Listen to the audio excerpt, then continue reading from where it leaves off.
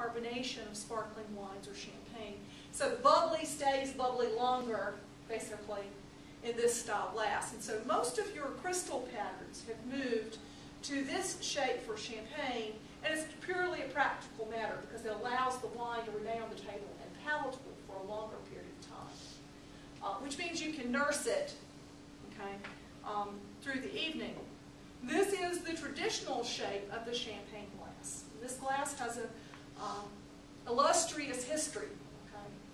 Okay? This glass basically has its origin in France, as does champagne. Champagne is a region in southwestern France where a particular grape is raised suitable to that wine, which will retain or hold on to carbonation that has been pumped through it.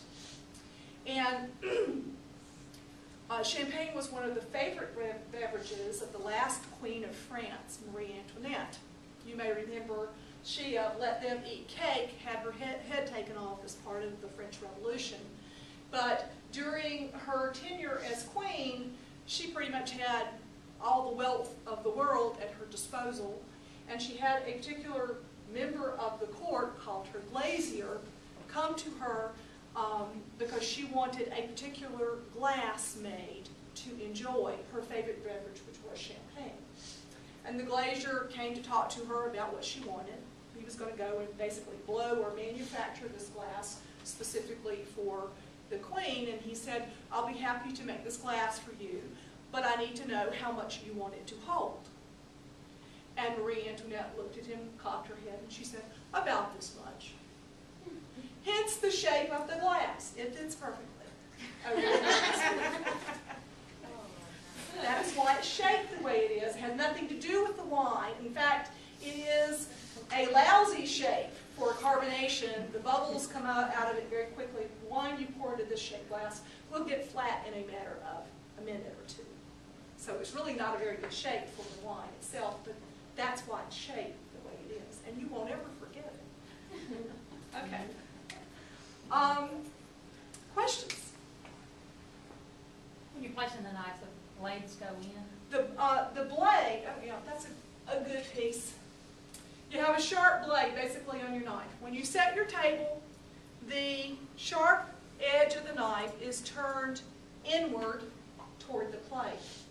When I put it on my plate, it is turned toward me and away from the people who are dining with me. In the Wild West, if you wanted to communicate a threat to somebody that you were sitting at the table with, you turned the blade in their direction. I'm going to get you. Okay, it's an invitation basically to feud. So, just subtle messages or etiquette based on really sort of common sense things. The other thing is that if the blade is turned in toward the plate, when somebody else reaches for it, should it not have been put across the plate, the chance of them cutting themselves is much less. So there's a practical concern for the placement basically of the knives. Other questions? I'll just leave all this here. I'll come get it when you're done. I got one. You never turn your coffee cup over. No. If you don't desire something, you communicate that verbally to the waitstaff. Just say no, thank you. Yeah. It's not considered. It's considered kind of inappropriate, basically, to cover anything with your hand. Speak instead. Yeah. So after the whole cocktails and everything, you have no more cocktails with you? Usually, well, I'll qualify that. It depends upon your hostess. All right. Usually, hard liquor is not served after the first course. So once the salad or the soup, whatever the first course is served, cocktails are over. Now beer and ale and those types of beverages are considered appropriate depending on what the main course is, appropriate like tea is. And so if your hostess offers you beer through the course of the meal, maybe you're having,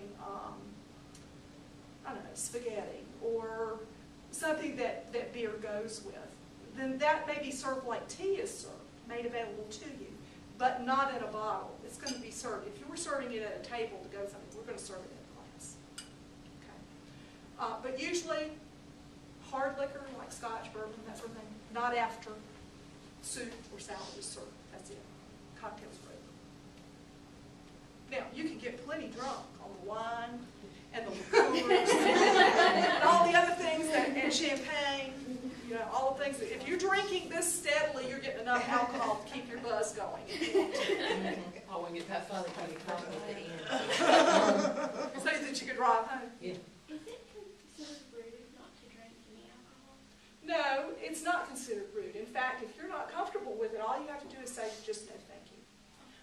Your host and hostess would be rude to insist, basically, that you take something which you're not interested in having. There's an understanding, basically, that people have different value systems associated with alcohol.